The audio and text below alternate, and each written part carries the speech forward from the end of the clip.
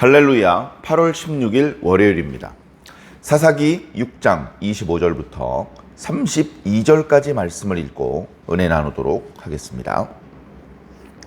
그날 밤에 여호와께서 기드온에게 이르시되 네 아버지에게 있는 수소 곧 7년 된 둘째 수소를 끌어오고 네 아버지에게 있는 바알의 제단을 헐며 그 곁에 아세라상을 찍고 또 이 산성 꼭대기에 네 하나님 여호와를 위하여 규례대로 한 제단을 쌓고 그 둘째 수소를 잡아 네가 찍은 아세라 나무로 번제를 드릴지니라 하시니라. 이에 기드온이 종 10사람을 데리고 여호와께서 그에게 말씀하신 대로 행하되 그의 아버지의 가문과 그 성읍 사람들을 두려워하므로 이 일을 감히 낮에 행하지 못하고 밤에 행하니라. 그 성읍 사람들이 아침에 일찍 일어나 본즉 바알의 제단이 파괴되었으며 그의 곁에 아세라가 찍혔고 새로 쌓은 제단 위에 그 둘째 수소를 드렸는지라. 서로 물어 이르되 이것이 누구의 소행인가 하고 그들이 캐어 물은즉 물은 후에 이르되 요아스의 아들 기드온이 이를 행하였도다 하고 성읍 사람들이 요아스에게 이르되 네 아들을 끌어내라. 그는 당연히 죽을지니 이는 바알의 제단을 파괴하고 그 곁에 아세라를 찍었음이니라 하니 요아스가 자기를 둘러선 모든 자에게 이르되 너희가 바알을 위하여 다투느냐? 너희가 바알을 구원하겠느냐? 그를 위하여 다투는 자는 아침까지 죽임을 당하리라. 바알이 과연 신일진데 그의 제단을 파괴하였은즉 그가 자신을 위해 다툴 것이니라 하니라. 그날에 기드온을 여룹바알이라 불렀으니 이는 그가 바알의 제단을 파괴하였으므로 바알이 그와 더불어 다툴 것이라 함이었더라. 아멘. 감사합니다. 지난 시간 말씀 묵상 때 드렸던 말씀대로 기드온의 이야기에는 재미있는 장면들이 많이 나타납니다. 이야기로서도 이제 상당히 재미가 있죠. 근데 그러면서도 그 이야기 속에는 많은 것들이 담겨져 있습니다. 당시 시대 사람들이 영적으로 얼마나 어두웠으며 그들이 하나님 앞에 얼마나 큰 죄를 짓고 있었는가. 그들이 하나님의 목전에 죄를 행하는 일을 반복하는 과정에서 그들이 얼마나 가증한 가나안 사람들의 문화에 동화되고 있는가. 그들의 말과 그들의 행동 속에 이 하나님의 백성다운 모습이 보이지 않고 이거 가나안 사람들이 이렇게 했나 보다라고 느껴질 정도로 그들은 철저하게 가나안의 문화에 동화되어 있었는데 그런 모습들이 나타나고 있습니다. 그리고 그런 가운데 여전히 하나님께서 그리고 하나님의 말씀이 그리고 그 말씀을 따르는 당신 편에 있는 자들이 여전히 살아서 움직이고 있고 활동하고 있는 것들을 또한 느낄 수 있게 해줍니다.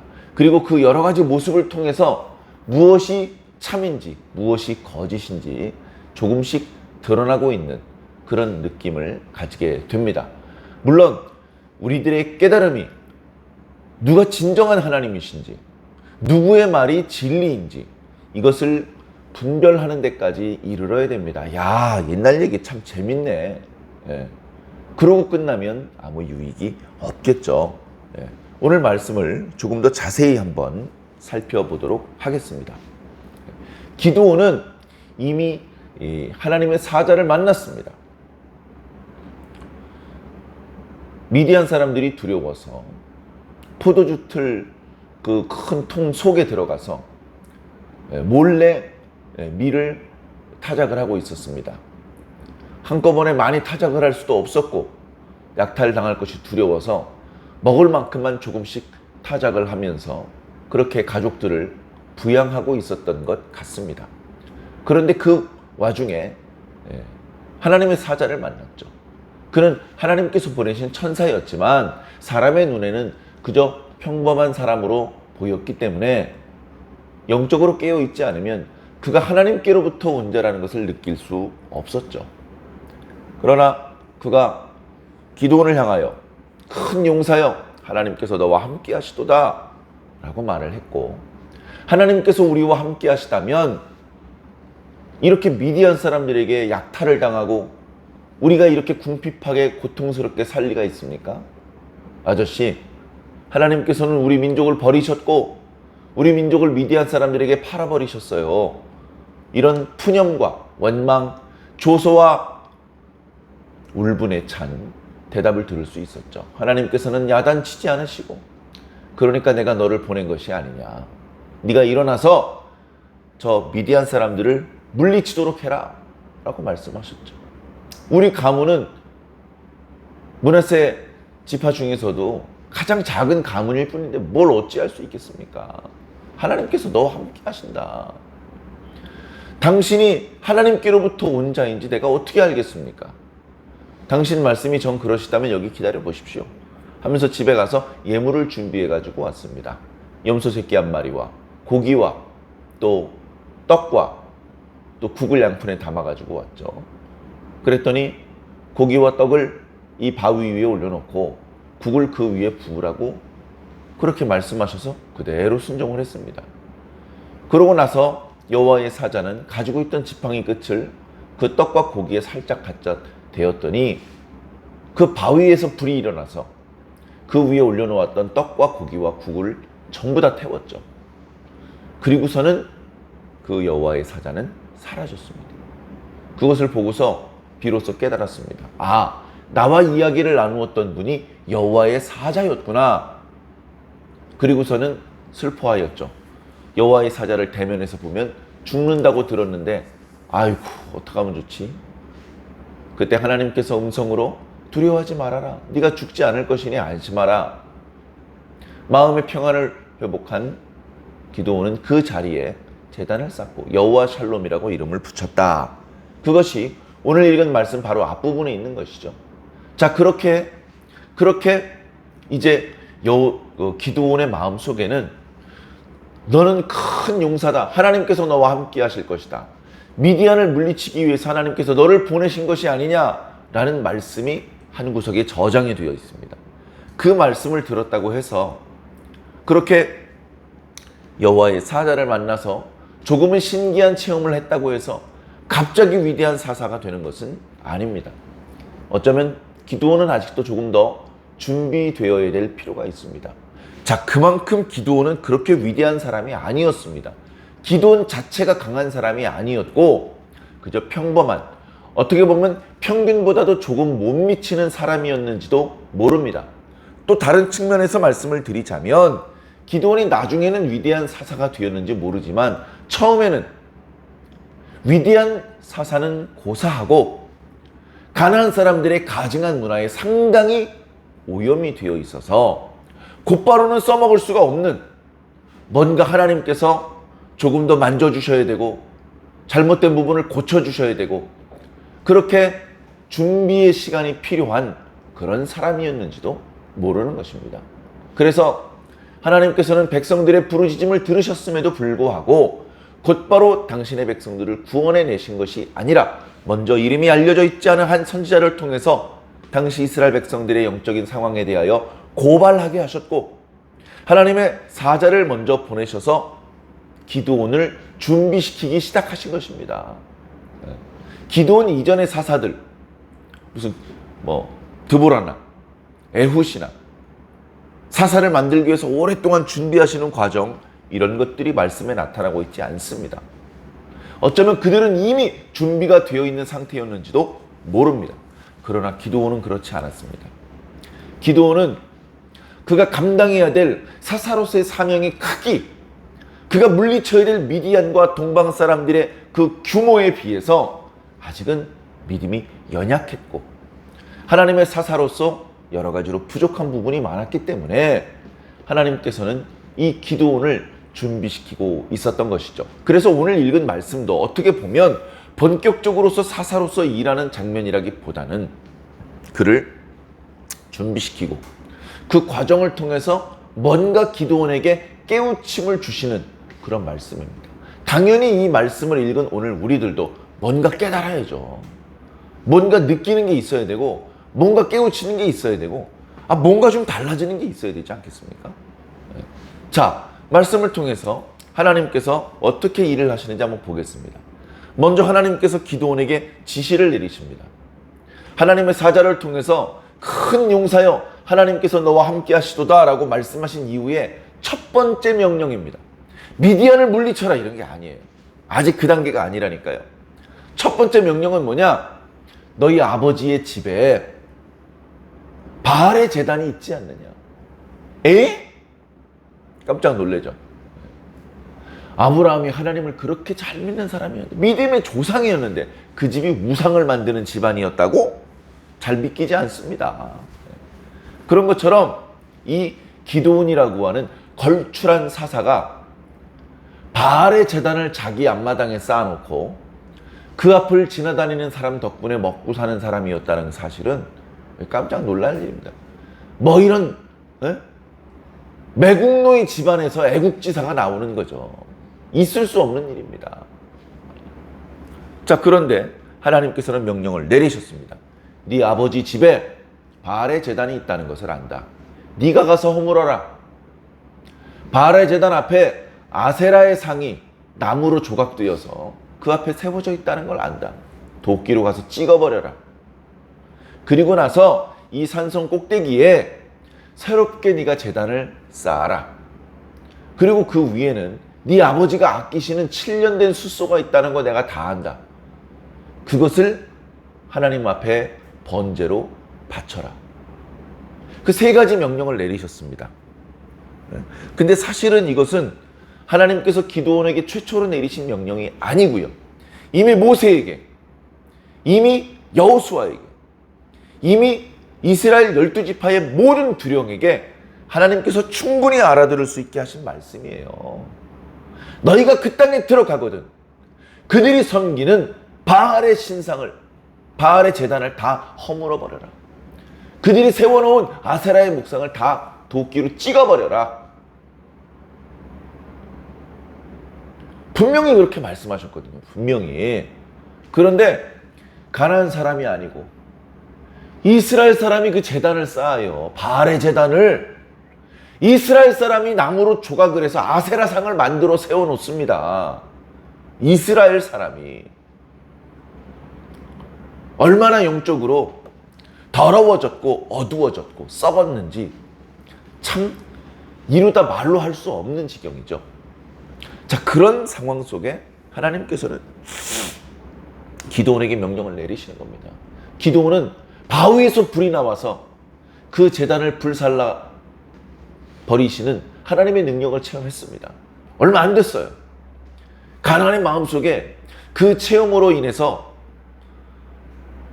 불이 붙기 시작을 했어요. 그 불꽃이 아직 꺼지지 않았어요. 그래서 하나님께서 명령하시는 것을 수행을 합니다. 근데 낮에는 못해요. 밤에 합니다. 두려우니까 낮에는. 이 바알의 제단 때문에 먹고 사는 자기 아버지가 무섭고 자기 집안 사람들이 말릴 것 같고 동네 사람들이 돌멩이 던질 것 같은 거예요. 그러니까 밤에 합니다. 그리고 이 일은 혼자 하기 어려워요. 바알의 제단을 허무는 거 혼자 하려면 시간이 많이 걸릴 겁니다. 그러니까 도와주는 사람이 필요한데 이 기드온의 집에 종들이 있어요. 종들 10명을 데리고 그 작업을 합니다. 밤새. 이 종은 어디서 났을까요? 므낫세 사람들이요, 자신에게 할당된 땅을 차지하고 그 땅에 이미 살고 있는 가나안 사람들을 무찌를 때에 그들을 다 쫓아내지 않고 노예로 삼았잖아요. 그 종들이에요. 이 종들은 이스라엘 백성들, 아브라함의 자손들이 아니에요. 가나안 사람들 중에서 이제 므낫세 사람들이 강성해지니까 그들을 제압은 했는데 쫓아내지 않고 데리고 사는 거예요. 그랬던 종들을 이제 데리고 갑니다. 야, 허물어. 이거 허물어 되겠습니까? 내 말 들어. 해가지고 다 허뭅니다. 그 위에 쌓아놨던 거 다 무너지죠. 그 옆에 세워놨던 아세라 목상은 기드온이 직접 도끼를 들고 찍어버립니다. 큰 토막을, 두 토막을 내는 걸로는 잠시 후에 제단에 이렇게 재물을 불타기 어려우니까 아주 더 잘게 쪼개놓는 것이죠. 시간이 좀 걸렸을 것입니다. 그리고 또 역시 종들을 데려다가 그 위쪽에 올라가서 언덕 위에다가 새롭게 제단을 쌓습니다. 원문의 그 표현을 자세히 살펴보면 아주 든든하게 꼼꼼하고 정교하게 제단을 쌓았다. 그리고 그 위에 자기 아버지가 아끼는 소를 끌고 와서 그 위에 올려놓고 그 소를 죽이고 그 소를 불태워서 하나님 앞에 번제로 바칩니다. 그리고 종들에게 입단속을 시키고 흩어지게 합니다. 아직 해가 떠서 날이 밝기 전에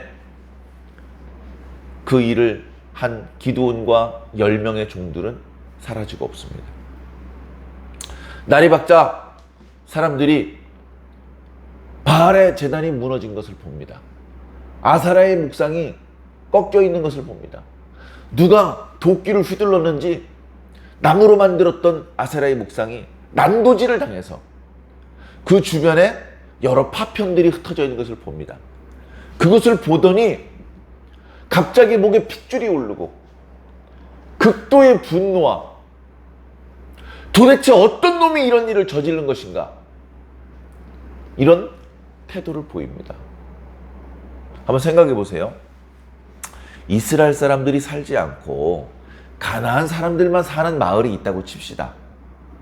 그 마을에 바알의 제단과 아세라의 목상이 있다고 칩시다.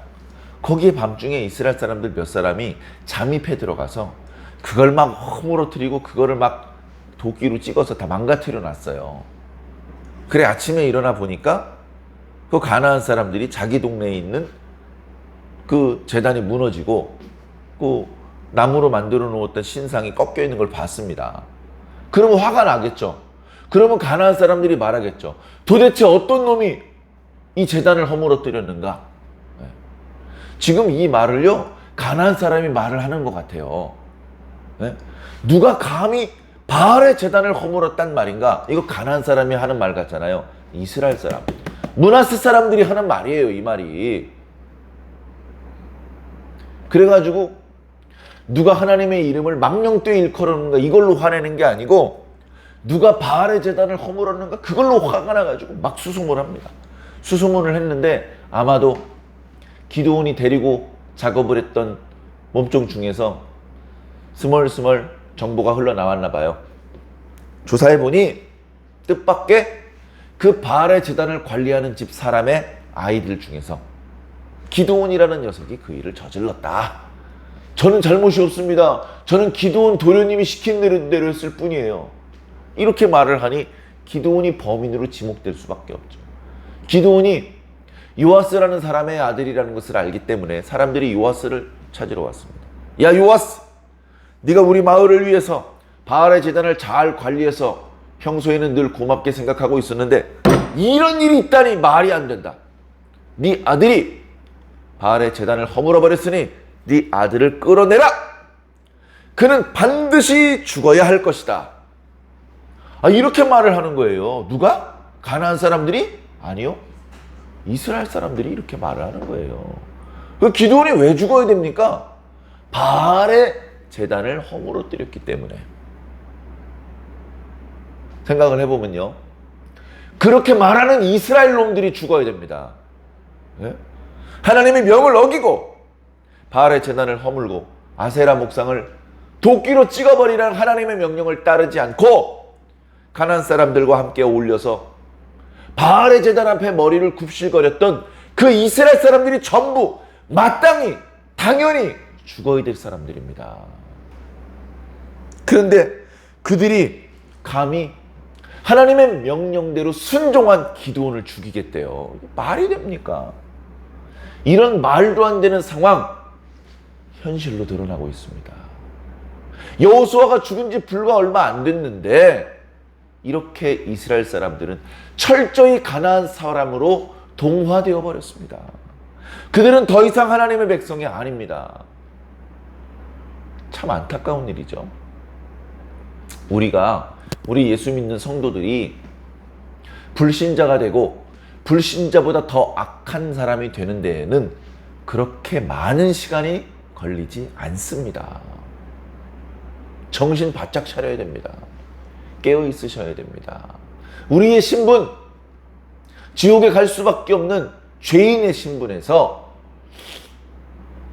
하나님의 자녀가 되는 이런 신분의 변화는 기적입니다. 기적. 그런데 그 큰 은혜를 깨닫지 못하고 그 귀중하고 고귀한 신분을 내팽겨치면서 다시 지옥에 들어가야 될 죄인의 신분으로 전락하는 데에는 시간이 얼마 안 걸린다니까요. 정신 차리지 않으면 우리도 순식간에 오염될 수 있고 더러워질 수 있고 부정해질 수 있고 죄인이 될 수 있습니다. 자, 이런 상황이 된 거예요. 기드온이 하나님의 명에 순종했다가 봉변을 당하고 심지어 죽임을 당할지도 모르는 위기의 상황이 되었습니다. 이런 상황에 갑자기 요아스가 따당 하고 사람들 앞에 등장을 합니다. 요아스가 나서서 큰 소리를 냅니다. 근데 그 말에 동네 사람들이 아무런 대꾸를 하질 못해요. 요아스가 얼마나 지혜롭게 얼마나 큰 소리를 쳐놨는지 백성들이 요아스의 말에 흠을 잡지 못하고 트집을 잡지 못하고 꼼짝 못하고 다 쉬쉬하면서 돌아갈 수밖에 없는 상황이 되었습니다. 참 뜻밖이죠. 요아스가 자기 아들을 야단칠 것 같아요.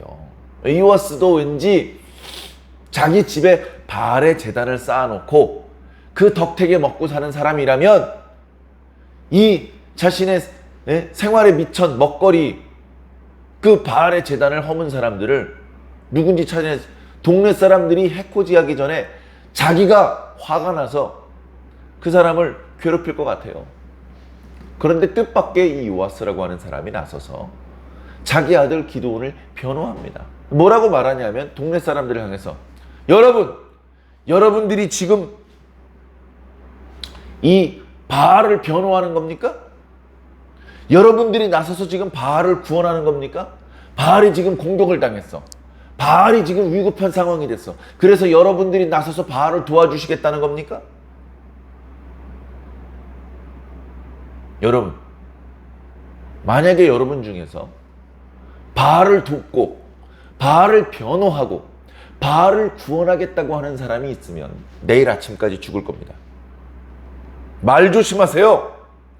바알이 참된 신이라면 자신의 제단을 허문 사람들을 찾아서 자신이 직접 벌을 줄 겁니다.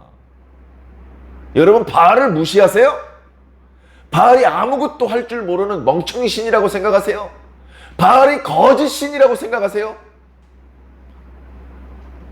바알이 거짓이기 때문에 바알은 아무것도 할 수 없기 때문에 여러분들이 나서서 바알의 제단을 허문 사람들을 죽이시는 겁니까? 바알을 무시하십니까? 그렇게 말을 한 것이죠. 자, 하루가 지났습니다. 조금 전에 바알을 대신해서 바알의 제단을 허물어버린 사람을 죽이겠다는 사람들 중에서 아무도 죽지 않았어요.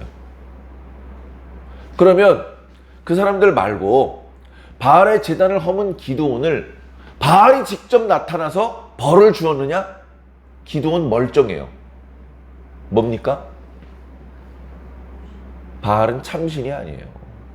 요아스가 분명히 말하지 않습니까? 바알이 참된 신이라면 그가 스스로 자신을 변호할 것이고 자신을 해코지한 사람에게 벌을 줄 것이다. 그런데 바알은 그걸 못해요. 왜? 거짓이니까. 이 사건을 통해서 바알의 거짓이라는 것이 드러나는 겁니다. 바알은 아무것도 할 수 없는 거짓 신이라는 것이 만천하에 드러나는 것이죠. 안타까운 것은 아마도 당시 이스라엘 사람들, 지금 기드온을 죽이려는 사람들은 그 사실을 온전히 깨닫지 못했던 것 같습니다. 그리고 뭐 다른 마을에는 다른 멀쩡한 바알의 제단들이 많이 있으니까요. 다른 지역에 있는 이스라엘 백성들까지 정신을 차리는 건 아니었던 것 같습니다. 그러나 분명한 것은 이 되어지는 일의 과정을 지켜보았던 기드온은 분명히 깨닫는 것이죠. 야, 이거 이렇게 해도 되나?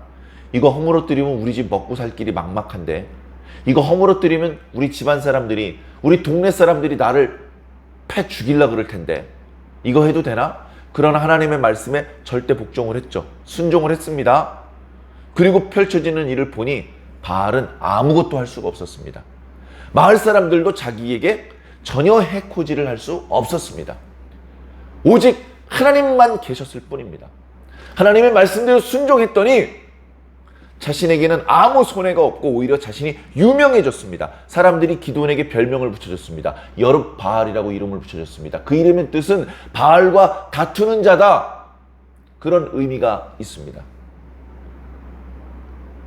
기드온은 점점점 유명해졌고 어쩌면 이 사건을 통해서 하나님께 대해서 배우고 경험해서 진정한 사사로서의 사명을 감당할 수 있는 준비가 되었는지도 모릅니다. 그렇죠. 큰 일꾼은 갑자기 만들어진다기보다 경험을 쌓고 체험하고 그렇게 해서 하나님을 보다 더 잘 알게 되고 그런 과정을 통해서 큰 일꾼으로 준비가 되는 것이죠. 우리도 매 예배를 드리는 순간을 통해서 그리고 매 일상의 시간을 보내는 과정을 통해서 하나님을 체험하고 하나님의 말씀을 순종하는 결과가 어떠한 것인지 느끼는 그런 과정을 어쩌면 보내고 있는지도 모릅니다. 그 과정을 성실하게 보내지 않으면 시간만 흘러갈 뿐 믿음이 성장하지 않겠죠. 그러나 하나님의 말씀에 순종하는 사람들은 하나님께서 어떻게 뒷감당을 해주시는지를 보면서 하나님께 대하여 더 잘 알게 되고 하나님을 더 든든하게 믿고 신뢰하게 되며 더 좋은 주님의 일꾼으로 더 큰 사명도 감당할 수 있는 주의 일꾼으로 그렇게 준비가 되어 갈 것입니다. 우리가 당연히 주님의 좋은 일꾼이요 군사로 날마다 준비가 되어야겠지요. 사랑하는 성도 여러분, 계속해서 하나님은 기드온 시대 때에 기드온을 이렇게 준비시키시고 기드온 시대 당시에 영적으로 병들어 있는 이스라엘 백성들, 그래서 미디안으로부터 괴로움을 당하고 있는 이스라엘 백성들을 구원해 내십니다. 그 과정에서 또다시 하나님이 어떻게 드러나고 어떻게 이 기드온이 하나님을 기쁘게 하였는지는 계속되는 말씀 묵상을 통해서 살펴보시고 우리는 우리대로 우리의 일상 시간을 통해서 우리의 믿음이 성장하고 우리는 우리대로 우리의 방법으로 하나님을 기쁘시게 해야 될 줄로 믿습니다. 주일이 지나고 오늘부터 또 다른 한 주간의 일상이죠. 이제 어쩌면 폭염도 한풀 꺾이는 그런 시기가 된 것 같습니다. 그래도 낮에는 여전히 덥습니다. 그리고 불필요하게 막 사람들을 만나고 또 여러 가지 방역 수칙을 소홀히 하면 안 되는 때죠. 그러나 우리가 해야 될 일들, 영적인 일들, 그 모든 하나님께서 분부하시는 일들에 대하여서 소홀하지 않으시기를 부탁을 드립니다. 오늘도 주님과 동행하시면서 더 멋진 하루를 보내게 되시기를 주님 이름으로 간절히 축원합니다.